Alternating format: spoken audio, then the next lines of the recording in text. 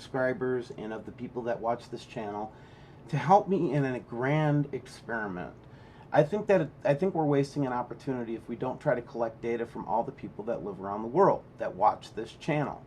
So in today's video, what I'd like to propose is a first stage experiment. We all know that chemtrails are really blocking the view of, and we're seeing chemtrails in various times and dates. And what I'd like to do is I'd like to do an experiment with with all the subscribers and all the people that listen, to basically go to look up in your skies any given day and just tell me a couple of things. Tell me where you live, tell me what time it is during the day, and what direction you're pointing. And whenever you see the chemtrails in the sky, just take a note and then send me an email at olsen.stephen.d@gmail.com. And I'll just give you a little hint as to what I'm looking for right now. So right now in my skies, Libra is getting plastered, okay, today. And this, as it comes up right now here at 18:01, this is real time, and this is my horizon here, okay? So I'm looking at the southeast, and we're getting plastered over here, and then we're also getting plastered to the northwest. Let's see, northwest. And so the two constellations that are getting plastered right now, as I would look at this on my map, is Draco and in this case, Libra. The other suspect that we have here is Sagittarius. This goes all the way back to Gil Brazard's assertion that it's coming from Sagittarius. So let's pay attention to Sagittarius too, people in the southern hemisphere. But for right now, if you want me to do all the data collection and analysis, we'll pull it together at WSO. All you have to do is know where chemtrails are in your sky, in the direction, which direction they're in, the time of day, and where you're about located. Like, you can say Australia. You don't have to tell me where in Australia, for example. Okay? So let's try this experiment together, guys. Let's collect this data. And then what I hope to do is, by showing where the chemtrails are predominantly happening in terms of which constellation they tend to be in, I hope that we can find a pattern that will help us to focus on the right portions of the sky in terms of looking for the objects. Now here's what I will tell you before I let this map go. Recently, the sun has been riding with Orion. And I noticed that a lot of the recent phenomenon, especially the multicolored planet that I'm going to show you here in a minute, when I was corroborating some other stuff, but it was coming from the direction of Orion. So I already know right now something's happening in Orion. But again, the chemtrailing in my area is definitely Draco and Libra right now in terms of the direction of the sky. And I can't wait to see what you come up with in your area. I'll map it all out, and we'll see if we can make some sense out of this and find out what they're hiding. Thanks. Here's an interesting all Skycam data. This is from Florida today. And basically what we're seeing is, it's a triple, quadruple lens flare, Steve, in multiple color bands. And even though you've never seen a green one and a blue one before, you've always seen red ones, it's okay, man, don't worry about it. It's all because of atmospheric anomalies, or these weird red orbs that seem to appear all around in the sky, and all the chemtrailing that seems to happen in the south and east right now, almost like they're trying to block something in the south and the east. Oh gosh, yeah, this is all really normal stuff. So a little while ago, this gal named Deborah Silva, who had knowledge of the various planets through people that she did research and so forth, and did an artist's rendition of one of the planets. Is it Italia? I don't know. But the point is I want to corroborate. This is what people have said. There's one of the planets look like in the system. This is a reflection that somebody got from the sun, which is strange in itself, just to get one round orb reflection on your house from the sunshine. This is also what we saw, the same kind of color configuration as the orb that we saw in Australia just a few weeks ago, and it's also the same color as the thing that we saw in my backyard the other day, okay? So the thing that stayed stationary in my sky is the sun scooted above it. And yeah, I cleaned my camera. God dang, man. Can you tell that the trolls are getting to me a little bit today? I was just reading the New York Times a couple of days ago, and it was talking about this Ukrainian journalist that had gotten professional trolls after her for a period of years and tried to destroy her reputation and all that kind of stuff.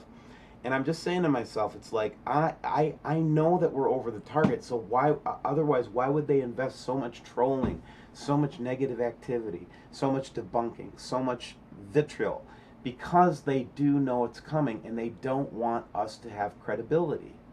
And God forbid if one of us should actually, ask for a donation or something to keep a ministry or a lab or whatever going, because they know that if anybody got resources to do anything, that they'd be able to prove it easily. Oh man, I just hate how they try to keep us all poor and sad and ignorant. I just have a really bad attitude about that today. Lest we forget that just normal celestial events in our solar system, like the closest that Mars and Earth approach each other. This photograph was achieved with just a kind of an amateur setup, and this is Mars and its moon Phobos.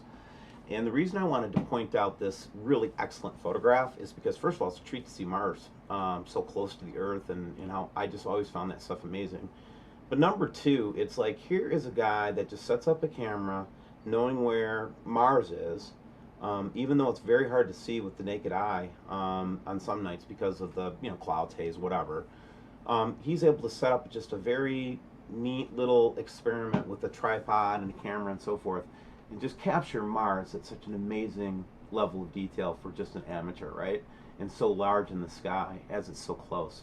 I just wanted to appreciate our own solar system stuff today, but I just can't avoid it. It looks like we have a red rain, a rain that caused a blood-like appearance in the water in the Yucatan in Mexico on 5/31, and I just wanted to point this out. It's like you're not going to see this on the Weather Channel. They don't talk about the red rain anymore, or very, very little about it. And so the question is, what causes this type of an effect? And so I'd be curious to find out why they had the red rain there. But my theory is that it's iron oxide. But that's just me. I've kind of been staying away from ISS lately, but just recently, things have been getting really bizarre, and there's been a lot of coverage on UFOs that have been appearing and disappearing on the ISS. Here's a photograph that I just received from, it's actually a photograph from today's ISS, but here are a couple of anomalies that we've noticed over the last couple of weeks. First one being this red orb here, and these we haven't seen before, these elongated dust clouds or other shapes. Here's that green planet, or at least we think it is, and then some other orb over here, and then this clearly is some type of a lens flare coming down right there. But ISS has been quite active lately, so keep an eye on it and send me anything you find. Here's a weird one from today. Got a couple of anomalies here. Now clearly this blue one down here could be some type of a lens flare, but it doesn't present as your normal lens flare with like a ring around it or anything like that. And we have been picking up a blue object that legitimately has shape. So I can't say for sure if that's the blue Kachina or not. But look at this strange like smoke ring type object over here first. I'll get to the obvious UFO up in the corner here in just a second. But this is kind of an interesting little anomaly. I wonder what that is. And then you go up and then clearly we caught some kind of a UFO in the sky. Just interesting stuff that we're seeing in the skies lately, I guess, Look at this young man down in Australia that is doing research in that region, and this is the WeatherCam Network time lapse, and I'll also put a link to his YouTube video below. But check this out. It corroborates again with the stuff that we were seeing before. If you look closely, I can zoom in on this thing.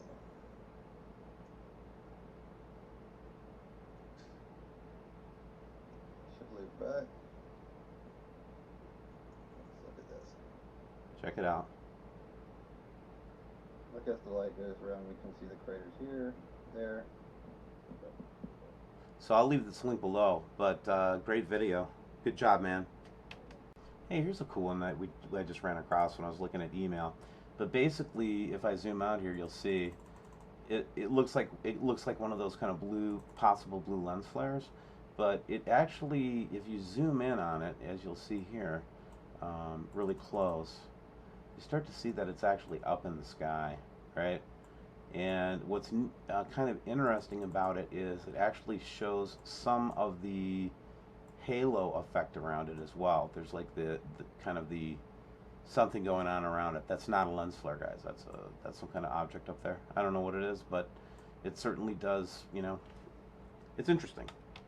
Here's one of those interesting validations from a local newspaper called the Caucasian Valley Citizen. Uh, John Gui took this photo of the rainbow circling the sun on Tuesday, May 17th. The phenomenon stuck around for 2 hours. This is when we were seeing a lot of the rainbow and we were validating it together. And there it is. He's never seen a rainbow around the sun. Well, hey, we never have either, so good for you guys. Here's a little flash from today, from one of the addicted sports cams, and basically caught a little view of the what I think is the blue Kachina. So zoom in a little bit. Yeah, not a lens flare because it's kind of foggy out there. So this kind of just came through the clouds. Very interesting. Thank you for sharing that one. Here's a nice UVIR photo. Here's your sun flare, standard sun flare with the circle around it. Ignore that, please.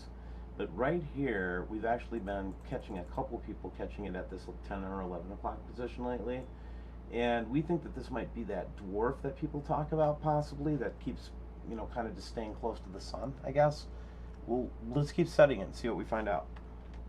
What makes this one crazy from Alaska, from Friday to Saturday, is this orb here. It actually has a secondary, let's call it halo of some sort, and that makes it extremely interesting to me. So I just wanted to point this one out to you, that this one has some interest. And again, they are obfuscating the sky so much that it would be realistic for us to see it at about that level. And the interesting thing about this thing is it seems to have dots in it, but I can't tell with this level of pixelation. Now this one today, this was from Hawaii. Now, I'm not even going to pay attention to the orb and what could possibly be sun flares around the sun. But what I do think is interesting is, as this lady is taking this picture from Hawaii today, something cuts that sun flare or that planetary object or whatever off. Like there's, see that?